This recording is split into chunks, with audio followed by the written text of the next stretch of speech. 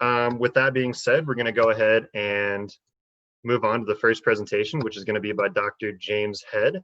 And the title of the presentation is Rethinking Lunar Mare Basalt Regolith Formation, New Concepts of Lava Flow, Protolith, and Evolution of Regolith Thickness and Internal Structure.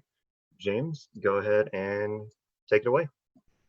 Okay, so I really want to talk today about essentially Mare basalt regolith formation and rethinking this from the context of not just our terrestrial experience, but also what happens on the moon. And a really critical part of this is that when we look at the characteristic lava flows on the moon, such as these Eratosthenian flows in Mare Imbrium, you know, we think, oh, they look a lot like the Earth. Okay, there's a high aspect ratio of length versus width. And also we see a lot of evidence, for example, of the characteristics of these in terms of regolith superposed on top. These superposed impact craters then, of course, build up the regolith as a function of time.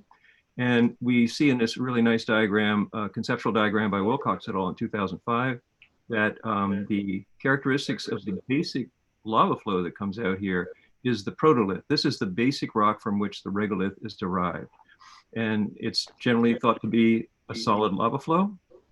And then, of course, the superposed impacts build up the regolith as a function of time. We can start to map out the thickness of the regolith using the Quaid-Overbeck classic method of looking at larger craters, ever larger craters, until they penetrate to the substrate. And then we can derive from the depth-diameter relationships a key estimate of the thickness of the debris. And sometimes it ranges from a couple of meters from the youngest flows up to 10 to 15 meters for the oldest flows. We've also walked around on the surface with the Apollo missions, and we put cores into the surface down to about a meter or so. So we have a lot of information about the regolith, but what I want to talk about today is really the characteristics of the regolith from the point of view of regolith protolith. What is the primary rock? We are really prejudiced by, I think, our terrestrial view of having a solid lava flow come out on the surface. And so the first thing to remember is that the moon is not the Earth, and there's fundamental differences here. So we need to think about these when we think about the production of regolith on the surface of the moon. So on the Earth, we have a very large planet, okay? We have, in fact, very high overburden pressure because of that, high gravity, and indeed, we also have, this inhibits the exsolution of volatiles because of the high overburden pressure. And when the magma gets to the surface, it encounters an atmosphere, 1 bar atmosphere. And for both Plinian and Hawaiian types of eruptions, that collimates the plume significantly, okay? So that's what we see on the Earth. But the moon is not like the Earth because, in fact, it's 1/6 gravity. It's a very small body, 1/4 the diameter of the Earth. And this has an effect on the depth and amount of volatiles that get exsolved and produced. So more and deeper. And then when it gets to the surface, there's no atmosphere, it's a vacuum. Instead of a collimated plume, it expands significantly into, in fact, an umbrella-shaped plume, exactly like what we see on Io, okay? So we really need to keep these things in mind. It produces an optically dense cloud here, which is very different than the kinds of things we see here. So let's press on and think a little bit about how we can solve that problem. What we tried to do was to forward model the formation of these lava flows, and we needed to do 2 things in order to make that happen. The first one was, in fact, to figure out the volatile generation and magma fragmentation as a function of depth. So in this paper in American Mineralogist, we put together kind of like the sequence of gas exsolution and formation as a function of depth as the magma is rising to the surface. And then we combine this together in a model for the lunar basaltic volcanic eruption structure and morphology, and to look at gas release patterns and sequential eruption phases. So in this particular situation, that's going to be nice. Okay, and in this particular situation, what we found out was that, in fact, we can divide these up into 4 phases. We have an eruption phase, 4 of them. Dike penetrates to the surface, phase 2, phase 3, and phase 4, and I'll go over those in a little bit of detail. We can look at the dike configuration, the surface eruption style, and also a whole host of features here, the magma rise speed, the phase duration, magma volume flux, and so on. So in the first phase, in fact, the dike is propagating to the surface from great depth. It penetrates to the surface, and the gas at the top of the dike and the foam at the top of the dike explosively decompresses. And this is kind of like an ultraplinian eruption. You get pyroclast, but not very much. Okay, the volume is small, and they go very widely distributed, tens of kilometers, and the transparent gas expands out onto the lunar surface as well. So that's over in like 3 minutes. It's not something you want to be standing next to when that eruption occurred.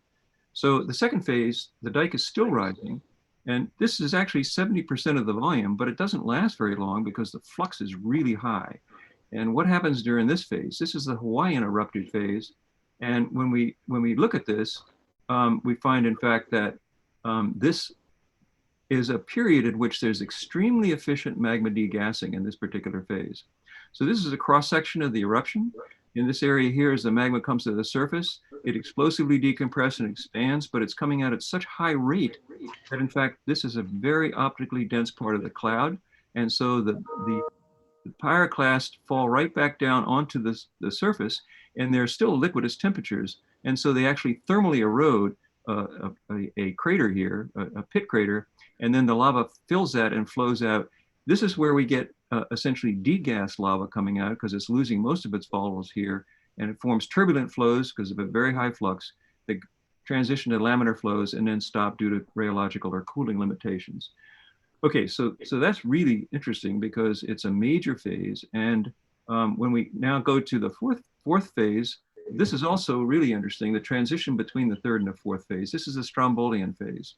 So the flux is decreasing as a function of time, 20 to 10, now 5 to 1, less than 1 meter per second. And so when we take a look at a cross section of that activity, in fact, this is when it changes to, okay, let me try that again. This is when it changes to die shit.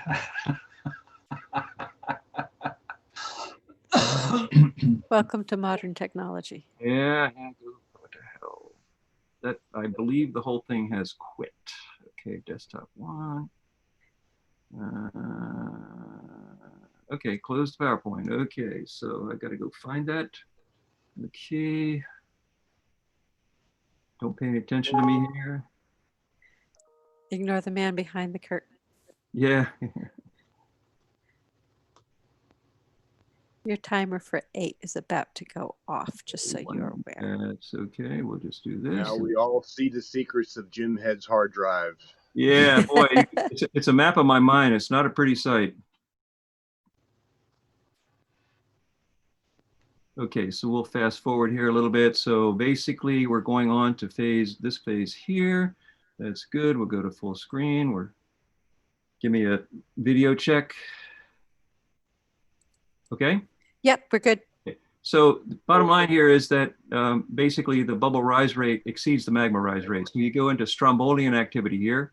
And then when we go to the next phase, which is the final phase here, basically, this is really interesting. And there are 4 parts of this. What's going on here is that the dike is decreasing in width because the elastic forces that propped it open are now closing. And so this produces, in fact, a situation in which magma is exolving a hell of a lot of volatiles. And we can go through 4 phases here. That would be, so this one here where we extrude very vesicular magma, this can actually produce an auto regolith because the magma is so volatile rich that it explodes and produces maybe a 1 to 3 meter layer of regolith. So the bottom line is that the second one, you can actually get dike inflation, dike flow inflation from the dike, okay, and that, if you say, look here, in the same situation, that very vesicular magma can intrude into the dike, inflate the flow, and produce things like we see at the Apollo 15 site. A third one is summit pit craters, for example. If we go to summit pit crater, this volatile enhancement can actually produce a significant volatile-rich deposit, which can extrude out onto the surface, and we think this may be where these mounds come from in the Ina crater. And then finally, we have this fissure eruptions in which you can get the complete vertical sequence. So let me just say a couple of things. One of them is that the traditional view of basalt regolith is only one of a wide variety of regolith protolith outcomes. We've mapped out 8 candidate regolith protoliths. So we have to think about these, and we need to think about them in the context of a variety of things. Basal regolith substrate interfaces. We get a lot of different opportunities to have different substrates. Energy partitioning is going to be different from superposed craters. we're going to see a whole host of things here in terms of regolith growth rates, autoregolith formation. Regolith may start with 3 meters of regolith. Also, regolith thickness with age may vary because of these factors. And come in.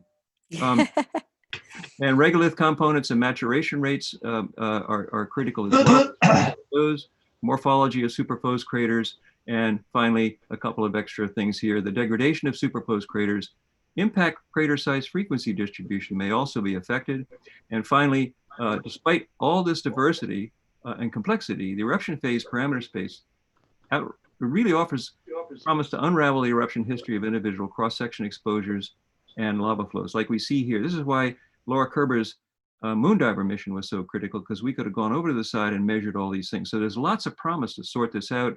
And finally, we have tremendous amounts of opportunity with the data sets we have in hand to look at this, including remote sensing measurements that have already been made, assumptions about regolith thickness, and analyzing things like the Apollo, Luna, and Chang'e data on the lunar regolith. So I hope this is an introduction to sadly more complex, but potentially more interesting and documented. And this is going to tell us a lot about how regolith forms, but also we can use this to invert into an understanding of the basaltic lava flow and placement of processes on the moon too. So I hope this helps. Thanks. Thank you, Jim, very much. We have time for maybe one question. Hannah really liked this was a great summary. I have a quick question I'm going to ask. How likely is it for the volatile components to have been trapped somewhere? Do we have a sample of these extrusion volatiles somewhere? Or is there a possibility that we could have that? Absolutely. I think that the key point here is that, say, things like the Apollo 15 seatbelt basalt are a good example of that. If you looked at, you saw that little inset of that sample, it's extremely vesicular in nature, and that is not the only Apollo 15 sample that looks that way. So one of the key points here is we've only been to a small number of sites. Apollo was great, but as everyone knows, it didn't go everywhere. And so one of the things we can do is use these predictions to find places which are close to the vent that have these different characteristics like INA, and go test these ideas and refine our views about these things. So our prediction would be that INA would be even more vesicular if we were able to sample it underneath the current regolith. So yeah, so I think there's a lot of hope there, and we do see evidence for this type of activity in the existing samples. Okay, we do need to move on. Thank you, Jim.